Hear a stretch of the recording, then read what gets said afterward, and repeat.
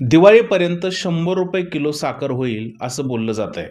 आता सध्या ₹80च्या घरामध्ये साखर गेलेली आहे. म्हणजेच काय साखर महाग झालेली आहे आणि याचा सगळ्यात जास्त फटका सर्वसामान्य माणसाला बसणार आहे. साखर नुसती महाग नाही झाली तर साखरेपासून बनणारे पदार्थसुद्धा महाग होणार आहेत. पण हे सगळं का घडतंय? सरकारचं असं म्हणणं आहे की ऊसाचं उत्पादन कमी झालेलं आहे. त्यामुळे साखरेचं सुद्धा उत्पादन कमी झालेलं आहे. मला प्रश्न असा पडतोय की एकेकाळी भारत देश हा साखर निर्यात करत होता. आता भारताला साखर आयात करायची वेळ आलेली आहे.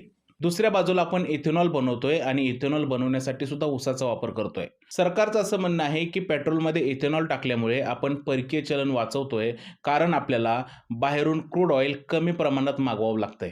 दुसऱ्या बाजूला आता आपण साखर आयात करणार आहे. म्हणजेच काय, क्रूड ऑइलसाठी वाचवलेलं परकीय चलन साखरेसाठी वापरावं लागणार आहे. मग यामध्ये जनतेचा फायदा झाला कुठे? एका बाजूला इथेनॉल मिक्स करून सुद्धा पेट्रोल ₹110च्या वरती गेलेलं आहे. दुसऱ्या बाजूला साखरसुद्धा ₹80 क्रॉस करत आलेली आहे. म्हणजे चारी बाजूनी सर्वसामान्य नागरिकांनाच फटका बसत आहे. कुठेतरी सरकारची पॉलिसी चुकत आहे आणि सरकारची पॉलिसी चुकल्यामुळे जनतेला याचा फटका बसत आहे. तुम्हाला काय वाटतं या महागाईबद्दल? कमेंटमध्ये नक्की सांगा.